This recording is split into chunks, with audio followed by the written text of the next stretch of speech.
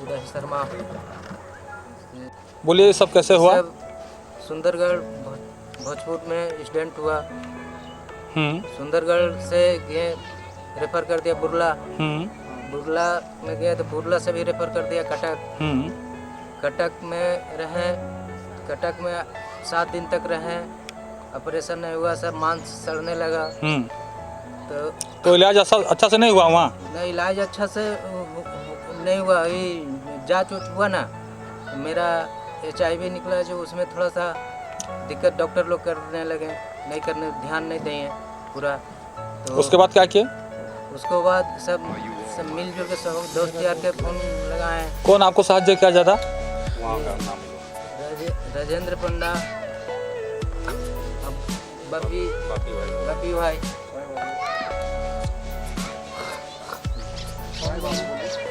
ना हूँ उदय शर्मा। ये होती बहुत गरीब दुखी लोक, जहाँकि जो सुंदरगढ़ भोजपुर बोली गोटे जगार रोचंती। छोट मोट बॉडी ग्यारेज गोटे करी से भरण पोषण करती। मझिरे एक्सीडेंट हो गला, जी कि से सर्वाइव करुँच आज की दीर्घ 12 वर्ष है HIV पॉजिटिव रे। एक्सीडेंट है गोड़ जो गोटा अच्छी अधा कटा अवस्था ये थिला, ताकू बुर्ला नहीं पलि जाते।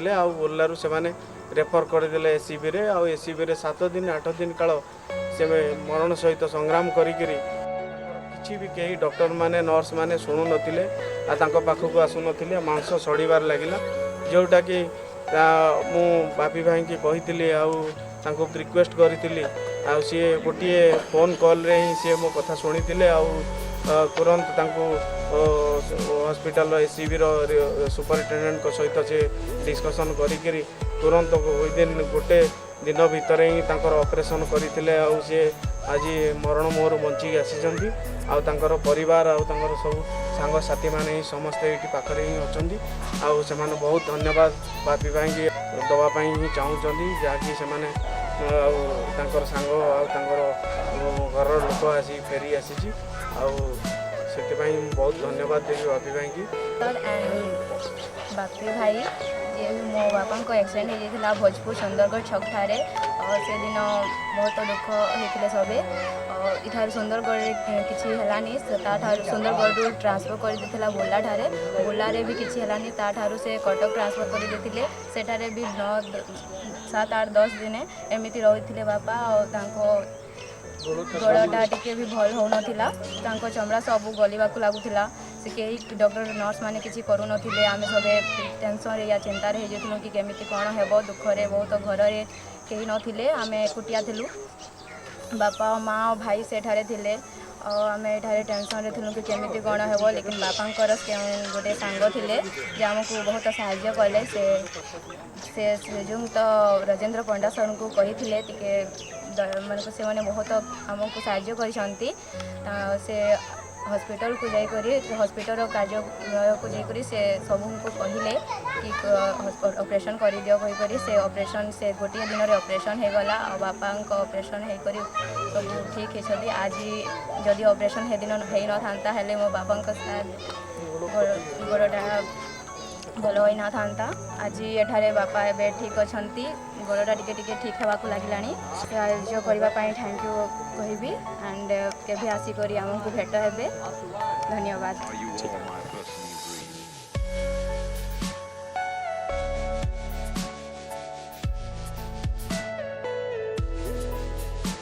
सब परिवार लोक मैंने ही समस्ते अच्छा।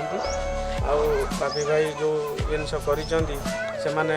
करे केवे तो देखी ना, बहुत इच्छुक अच्छा, जहाँकि से सामने आसिले केवे सुंदरगढ़ सहित से भेटवाट करेंगे। ये सांग ये किसी कहे से शुणु। अशेष अशेष धन्यवाद। नमस्कार, मु सुशांत पति। बापी भाई को अशेष अशेष धन्यवाद जे आम बापी भाई आमर ये गरीब सांगटी को एते साहाय्य सहानुभूति देखले, जहाँ आम समस्ते पाखे ऋणी सबुदिन ऋणी होकर रही। जहाँ हो आम से भाईर एति उपकृत आम के जीवन सारा भूलबुनि। जहाँ आम स्वाई बाबू बापी भाई सांगे नंबर टी नहीं आमको तांको सांगरे मिलवा गोटे सुजोग देले आम बहुत आउ खुशी हबू। धन्यवाद बापी भाई, बहुत बहुत धन्यवाद बापी भाई। आपण आम सांगटी को एभलिया इयरु आमको उपकृत कराइले आम बहुत बहुत धन्यवाद। आपको केबे निश्चय भेटबू बापी भाई। धन्यवाद बापी भाई, धन्यवाद, थैंक यू। सुंदरगढ़ 450 किलोमीटर दूरता भितर गोटे जगार जोटा कि ये जिनस बापी भाई करी देखाई आप्रति ये जो जनसाधारण अच्छा सुंदरगढ़ समस्ते बहुत खुशी अच्छा जहाँकि मोर बहुत एटी लोकंर भल पाइबा मत मिली समस्ते समस्त मन भितर कौटी ना कौटी राजेंद्र पंडा बोली जहाँ को टीवी रे देखुले केबे तांकर साहाय्य सहयोग एटी सुंदरगढ़ भली जगार मिल पारी सेटा बहुत बड़ जिनस मो पाई आ मो गाँव मो गाँव बहुत ना आग को बढ़ी पारी तेणुक मुझे बहुत खुशी से राजेंद्र बाबू बहुत बहुत धन्यवाद देवी